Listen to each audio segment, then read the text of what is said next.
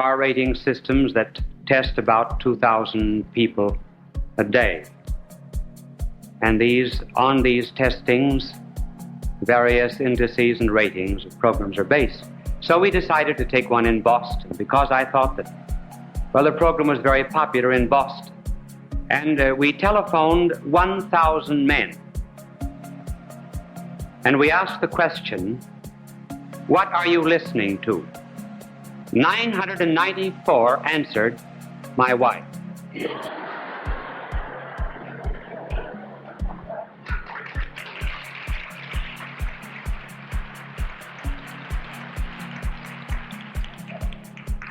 Now there's another way of testing that we have just invented, and it's been inspired.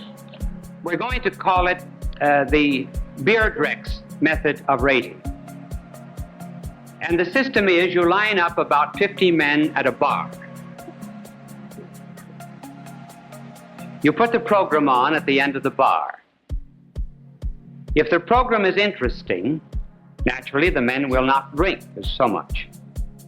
So for everyone who orders a drink, 5% is subtracted from 100% and you get your rating. For example, if there are, 100 men at the bar and 10 ordered drinks, your rating is not very good. So we've had an experimentation made in Wilkes-Barre, Pennsylvania, and this is really and truly an historical instance. It seems that in Wilkes-Barre, Pennsylvania, some time ago, this bar was lined with customers. And one man at 9 o'clock on Monday said, I want to hear Bishop Sheen. So the bartender put on Life is Worth Living. Nobody protested. Everybody seemed to enjoy it. They waited until the program was over. Another week passes. Same individual comes back. He said, turn on Life is Worth Living. The bartender went to the television set and he turned the dial quickly. He says, oh, no, you don't. Do you know how much we took in last Monday night from 9 to 9:30? 10 cents.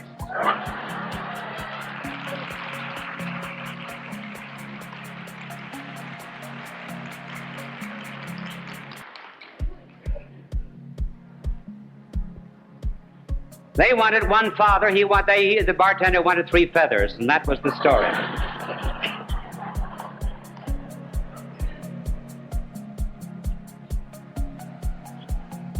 Well, tonight, I'm just going to tell some simple stories tonight around the theme, best city in the world in which to be broke. One of the stagehands just now told me, he said, tell me quickly what it is I need to know. Well, first of all, I have to preface the city by this little spiritual reminder. It's a city in France, actually, the southern part, the very base of the Pyrenees. You've heard about it. It was in a movie, The Song of Bernadette. The city of Lourdes. In that particular city in the year 1858, which was very important because, 6 months in either direction of that year, our modern world, to some extent, was born. Darwin wrote his Origin of Species. Mill wrote his Essay on Liberty. Karl Marx, the founder of communism, wrote the Introduction to the Critique of Political Economy. And then another world broke onto this. And there appeared to a little girl by the name of Bernadette, the Blessed Virgin at Lourdes. Well, obviously, there has to be some verification. Because if there is none, well, then what's to prevent any psychotic or dreamer coming along and saying God or an angel appeared to me? So they investigated Bernadette. She was found to be very humble. That's one of the conditions. I know one investigation that stopped very quickly when this person claimed that God had appeared to her, and the investigating committee said, are you the saint? And she said, yes, I'm the saint. That ended it. And then in addition to that, there had to be other tests made that were scientifically verifiable. such as miracles.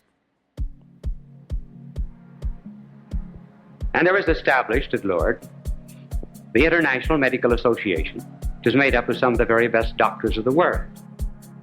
I'm not going to give you any of the verifications tonight, just simply state that in 1902, Dr. Alexis Carrel went there, and he said he went there as a skeptic. And after studying the miracles, he was absolutely convinced that they took place. And then with this further remark, we'll go into the stories about being broke. You see, if Christ is not the Son of God, which is untrue, but if Christ is not the Son of God, then the story of the mother of Christ appearing in this world would be just as ridiculous as the mother of Buddha or Confucius appearing. But if he is the Son of God, then she could just as well appear to intercede for a miracle, to intercede for us just as she did at Cana. And those who accept the background of Lourdes, well, they have two mothers, like I have two mothers. I have a mother in the flesh, and then I have her as a spiritual mother, because our blessed Lord gave her to us all on the cross when he said, "Behold thy mother." I read Mass once a week to her. When I was a little baby, my mother placed me on the altar of the Blessed Mother and dedicated me to her. So I've dedicated all of my books to her. Everything that has been written my whole life. Well, I love the place, and not just that place, but let me tell you that it's a good city in which to be broke. Now, you can be broke financially, you can be broke spiritually, you can be broke physically. Physically broken, you might be cared for by a miracle. I'm not going to discuss those. But financially broke, that will interest many of you.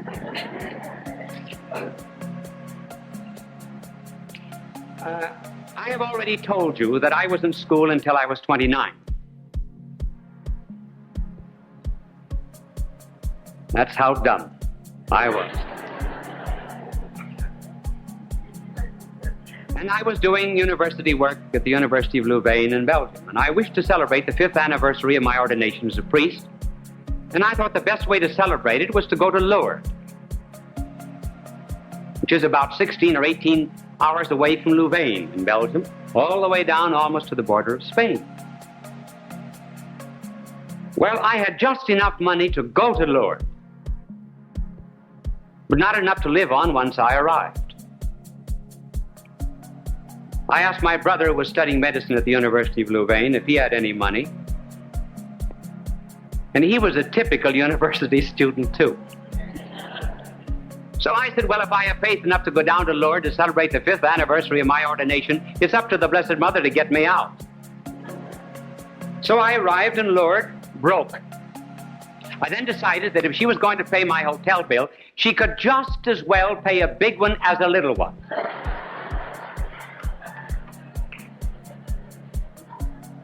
When you're asking for miracles, never be a piker.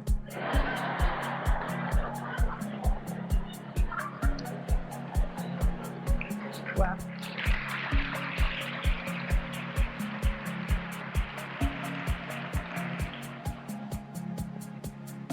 no drinks sold so far in Wilkes-Barre. We've just received the telegram.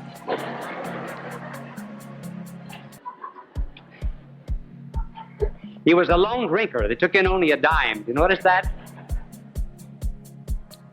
Well, the first-class hotel in Lourdes would be fourth class here in New York City. But at any rate, it was first class there. So I decided to make a novena of prayer, that is to say 9 days. The 5th day, I received my bill. It was positively staggering. I had visions of French jails and gendarmes and American consuls, but I stuck it out for 4 more days. So the 9th morning came, and I was very hopeful. I went down to the grotto, nothing happened. Noon, nothing happened. Evening, nothing happened. Then it was serious. So I decided to give the Blessed Mother another chance. So I went down to the grotto about 10 or half past 10 that night, and as I was kneeling there, portly gentleman tapped me on the shoulder and he said, "Are you an American priest?" "Yes." "Do you speak French?" "Yes." "Do you know Paris?" "Yes." "Well," he said, "this is my wife, my son, my daughter. We're going to Paris tomorrow. We want you to come with us to Paris and talk French for us and show us about the city." So he walked me back to the hotel, and then he asked me a very interesting question.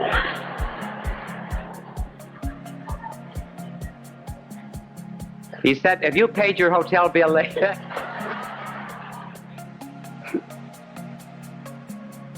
So was I glad I hadn't paid it.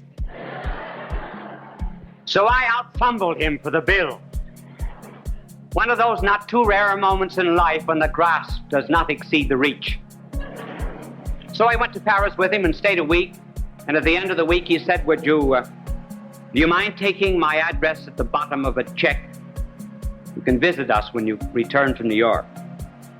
And I said, "Well, no, not particularly." So I arrived back in Louvain with much more than I started with.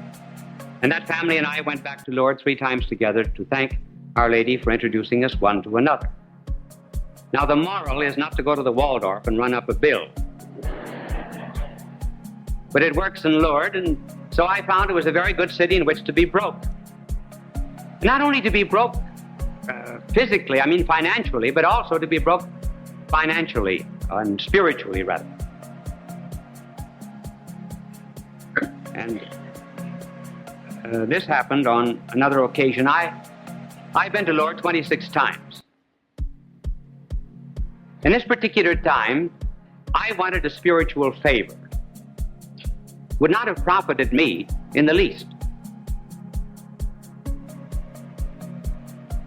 And when I left, it was not forthcoming. So I was making my Thanksgiving after Mass. It was my last day. And I was talking to the Blessed Mother, and this is what I was saying to her. I said, "Now listen, I have come over 3,000 miles here to visit you, and I asked for a spiritual favor. Didn't mean anything to me, and you refused to grant it. Now you can keep it. I don't want it." I said, "If you ask me for something, I do give you anything you wanted. Why don't you give something to me? I'm mad at you." Now I said, "It's all right for me to be mad at you, but I don't want you to be mad at me. So I'm going to give you a chance to prove that you're not mad at me." So I said, "I'm going down to the grotto, take a drink of the water, and then I'm going to leave the grounds. And before I leave the grounds, I want you to send me a little girl, age 12, dressed in white, who will hand me a white rose. And I shall take that as a sign that you're at least not mad at me." I knew she had 1,000 reasons to be mad at me, but I didn't want her to be. So I was about 75 feet from the gate. I didn't see anybody there. And I said, "Well, you better hurry. You haven't much time."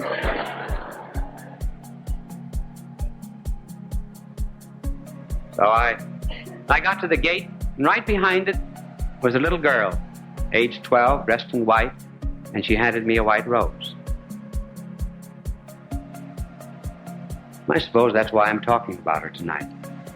It reminded me of a line of Chesterton's, that her son climbed up her body as a tower of ivory and kissed upon her lips a mystic rose. And that's what she gave me. Then one other experience has to do with being spiritually broke, or I was broken in this instance. I had been there about 7 or 8 days. And the train left for Paris at 8 o'clock in the evening. And I went down to the grotto about 7, just to say a little farewell. And I ended up with this little prayer. I said, "I want you to send me some trouble, some inconvenience, something that will be very hard for me. And because of it, somebody else will be helped very, very much. Now let me tell you, that's one prayer that's always answered. That never fails. Because sometimes, you know, when we're young, our mothers give us bitter medicine and they say it's well for your own good. Sometimes the bitter medicine too can be for other people's good. And she gives bitter medicine from time to time. I can remember over a period of a couple of years that I seemed to get every hard cross always on her feast day. Never it was. But, so after making that prayer, I hurried back to the best hotel in Lourdes. I always stay there since. And I ran up, as is my wont.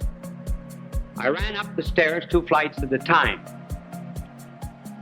First flight, I got the impression somebody was following me. Second flight, somebody following me. Third flight, ran down the corridor, somebody was after me. Turned around, there was a young woman there from Holland. I said, "Are you following me?" She said, "Yes."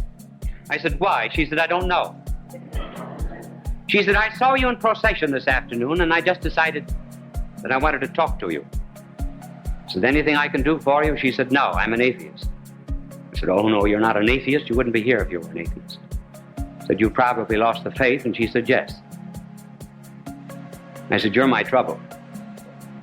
So I canceled my trip back to Paris. And I stayed on for 3 days until finally she was at peace with herself and the good Lord. And up to this time, I had no difficulty. And I started back to Paris. 50 miles, and it was 8 or 9 hours to Paris. 50 miles, the conductor put me off. He said, "Your ticket is no good." 3 days old. Waited for another train, bought another ticket. Got on a train, no water to drink, no food. It took me 2 days to get 2 days and 2 nights to get to Paris, during which time I had neither food nor drink. I had plenty of trouble. But it helped someone.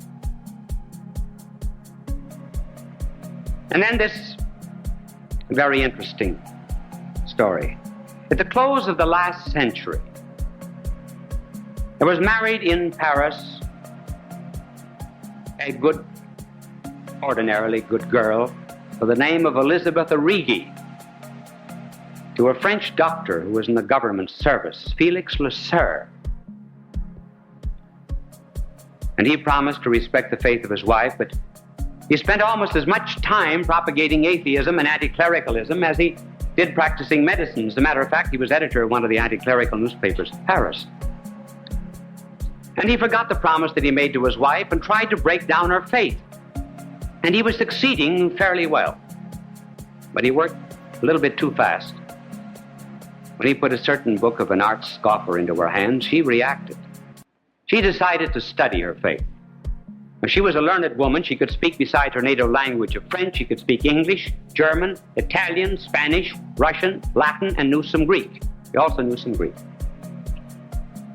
And she built a library in her side of the house, conspicuous with the great classical thinkers like Aquinas and Bonaventure. And then in 1905, she was taken ill. And she tossed on a bed of constant pain from 1905 until 1914, May 3rd. And as she was dying, she said to her husband, "Felix,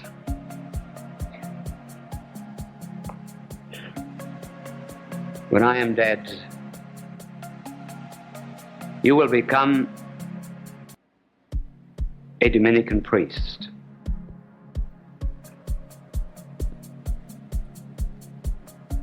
He said, "Elizabeth, you know my sentiments. I've sworn hatred of God and religion. I shall live in that hatred, and I shall die in it." She repeated her words and passed away.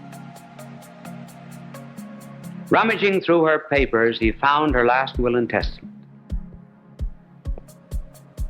And it read, "I will to you the most precious thing that any wife can will a husband. I will to you 9 years of suffering." In 1905, I asked Almighty God to send me sufficient pains and sufferings to purchase your soul.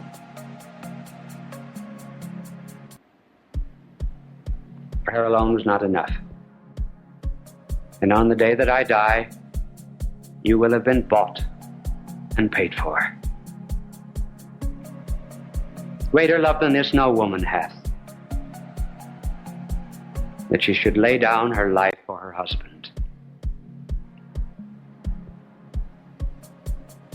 He dismissed it as the fancies of a pious woman, but inasmuch as he was very devoted to her, and to forget his sorrows, he took an automobile trip in the southern part of France with an atheistic friend of his. And they made the same trip that he and his wife had made during their honeymoon. Just for sentimental reasons, he stopped in front of a little church into which he had gone to visit during the honeymoon. And he almost seemed to hear his wife speaking to him, saying, "Go to Lourdes." But he had been to Lourdes, he had written about it, he had proven that Lourdes was a fraud and a superstition. So he dismissed the thought. And then in August 1914 came the World War. Dr. Lasserre was charged by the French government to take important documents to Bordeaux. And seated on the box of documents in the long corridor of the French train, for the second time the message, seemingly from his wife, "Go to Lourdes, go to Lourdes." He compromised and went to Paris-le-Monial. Third time the message, and he went to Lourdes. Rank unbeliever. Standing before the statue of Our Lady, suddenly he received the gift of faith. So total and complete was it that he had not to go through any process of juxtaposition and say, "Well, now that I believe, how will I answer this difficulty, or how will I answer that difficulty?" He saw all of error in its stupidity, naked stupidity. Well, the years they've been written for abnormal people. How would you like to hear a little psychology for normal people like yourself?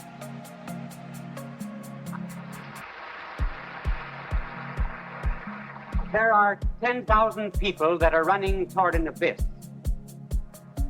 And one man runs from it. He seems to the others to be in flight. And when indeed there are so many abnormalities, it behooves us to recall that there is really psychology for normal people. And we will try to explain it tonight in this lecture. First of all, by showing the difference between knowing and loving. And then showing the difference in knowing and loving between man and woman. First of all, our soul has two faculties. One faculty is the faculty of knowing. The other is the faculty of loving. We are like an animal inasmuch as we have sensations and passions, but this is something which is specifically human. Knowing belongs to man's intellect or reason. Loving belongs to our will. The object of the intellect is truth. The object of the will is goodness or love. Now, they both operate in quite a different fashion. This is how our intellect operates.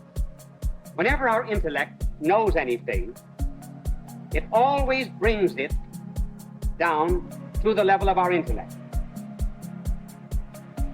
Suppose, for example, a teacher, there must be many teachers listening, they often have the experience of explaining some abstract principle to children. They always have to do that in concrete terms. If the child is to know and understand, the principle must be brought down to the level of the child's intellect. That is why sometimes when we want to memorize something, we make an association in our intellect, something that we know. I remember once I was to meet a man with the name of Lummick, and someone in my office said, now, try to remember that name, because I'm very poor at remembering names. And the secretary said, now, just remember that his name rhymes with stomach. Do you know what I called him? Kelly.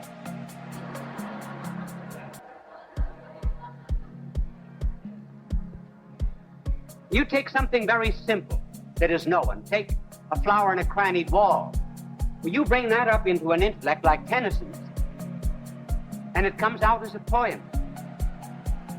Flower in the crannied wall, if I knew what you are, root and all, I should know what God and man is. So the object of the intellect is in itself. Now notice the difference with the will. The will always goes out to meet the object that it loves. If, for example, you love music, you have to meet the demands of music. If you study a foreign language, you have to go out to meet the demands of that language. If, for example, a young man is courting a woman and she loves poetry, well, he's very foolish if he tries to quote mathematics to her. Now, there is a profound difference between knowing and loving from this point of view also. My little angel is cleaning the backboard. I had a little conference with him beforehand. He said that he was going to do everything very, very quick tonight because I was talking about spiritual faculties. Here is another law of the intellect or reason. Whenever the mind knows anything that is below it, it elevates that thing by knowing it. Whenever it knows anything that is above it in dignity, it to some extent degrades it. Now let us take, for example, the knowledge of a science. A scientist gives us physics, biology, or our mind, as we know the birds and the flowers and the trees, draws all of these things into itself, and the mind gives them a new kind of existence, a new kind of being. We spiritualize the whole lower universe. That was the reason that wise old Aristotle said that the mind of man is a microcosmos, a little universe containing the whole world within itself. And as it knows things that are below it, it ennobles. That is the basis of the Jewish hymn of praise. For example, the Psalms of David and the Benedicite, the three youths in the fiery furnace. God is praised for the clouds, the sky, the oceans, the mountains, and everything in the universe. This is incidentally the nobility of human knowledge.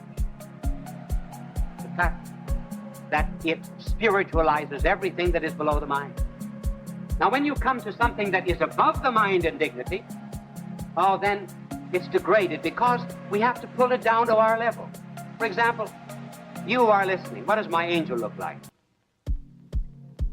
It's hard to picture an angel. My angel has a 21-inch wing spread.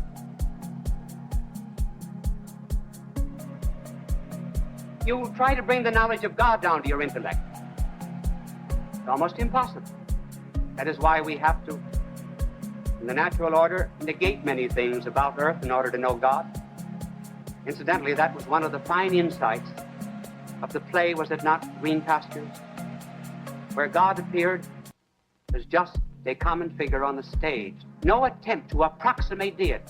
It's always good theater, therefore, in a movie, for example, not to show the person of Christ, because one would miss his divinity by making him purely human. Now, we come to the will. And here, the operation is just the contrary, because we said the will always draws everything to itself. When the will loves anything that is below it, it degrades itself. Take, for example, suppose the primary love of man was money.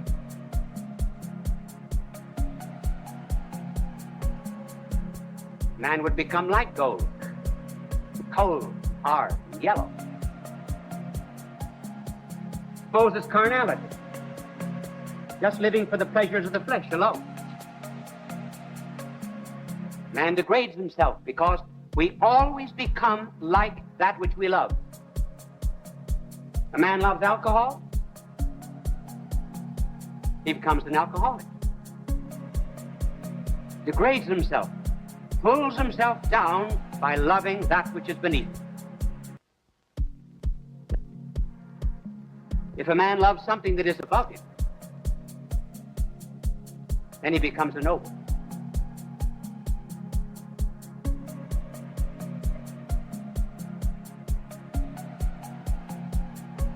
That is why it is important for youth, and for everyone in fact, to have the right kind of ideals and the right kind of heroes, because we tend to imitate. Whom do we love? A player of a percussion instrument? Is he an ideal? A moaner? Soldier? A patriot? A saint? You can readily see, the higher the love, the more human dignity is lifted up. That is why, to a great extent, the level of any civilization is the level of its woman. Because when man loves a woman, he has to be worthy of her. The higher she is in virtue, in nobility of character, truth and justice and goodness, the more a man has to aspire to be worthy of her. History of civilizations could actually be written in terms of the level of woman.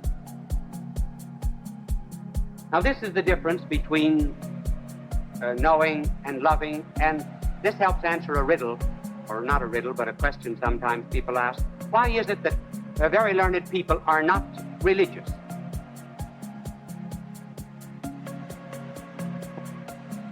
Now, that question must not point to the fact that people who are religious are not intellectual. But we must remember that the intellect and the will operate in different ways. The intellect draws something to itself, and the will always goes out to that which it loves. I'll take, for example, a chief of police. Does a chief of police know anything about robbery? He certainly has a fine knowledge of robbery. He knows how to get into banks. He knows how to break into houses. Probably the chief of police has most of the burglar's tools. But does he ever rob? No, he does not love robbery. See, there's no intrinsic connection between the two. Take, for example, a train announcer. Does a train announcer know where the train goes? Yes. Does he ever go there? No.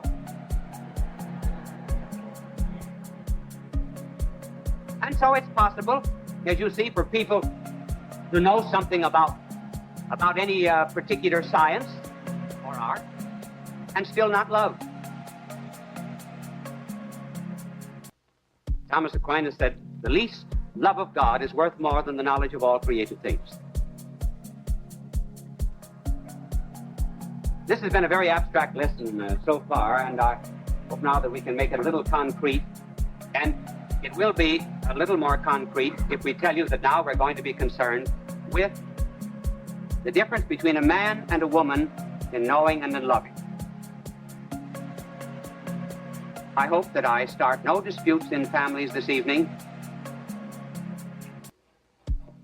The first difference between a man and a woman is that a man is concerned principally with things and a woman with persons.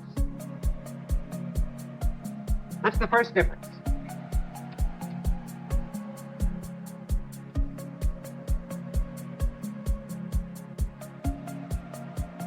Hence, a man is much more interested in business than a woman. A man's interest is much more remote. A woman's interest is more immediate. A man's interest is the abstract. A woman's is more concrete and intimate. A man is concerned with ends and goals and purposes. A woman is more concerned with something that is very proximate and close and near and dear to her. And because a woman is more interested in persons, a woman is much more inclined to gossip.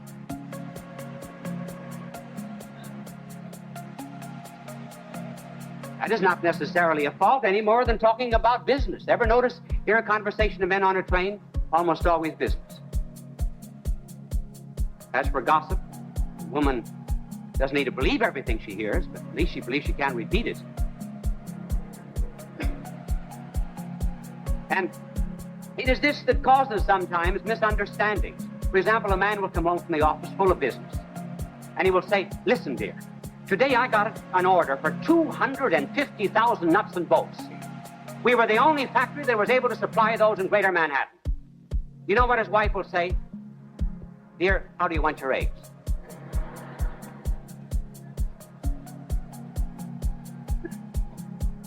And then the other way around. Man is reading the newspaper. Woman comes in, the wife comes in and says, "Notice anything new?" Why is it, after thousands of years of civilization, husbands have never been able to pick out hairdos and new hats? Now, though there is this difference, understand they complement one another, and very beautifully. After all, this is the future and this is the present, and both are needed to make a happy family. A second difference between the love of a man and the love of a woman is that a man will always give reasons for loving. A woman gives no reasons for loving.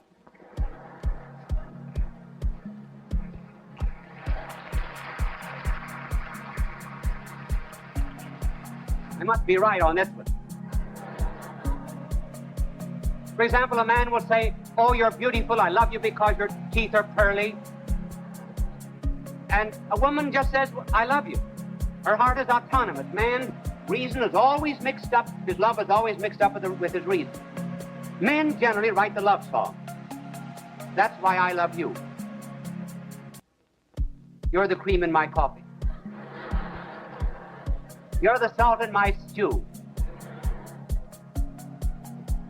You're my Bendel bonnet, you're my Shakespeare sonnet, you're my Mickey Mouse." They're not very good reasons for loving, but at least there they are.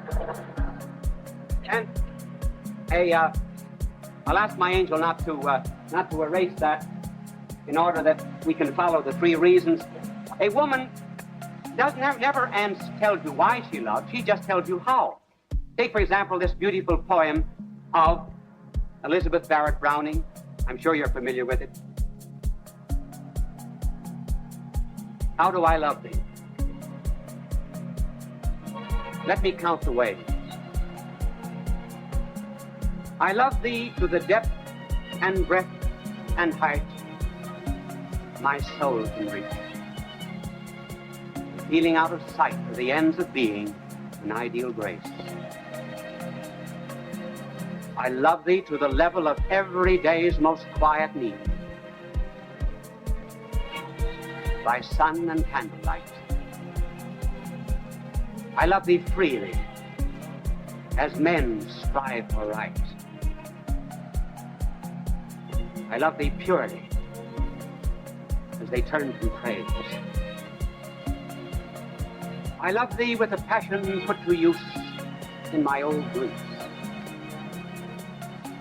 and with my childhood's faith.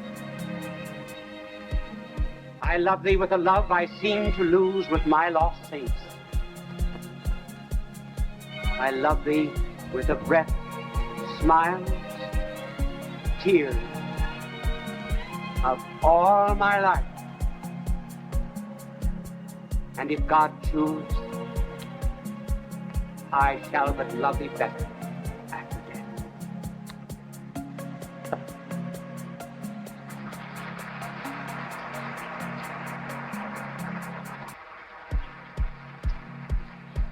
This also explains why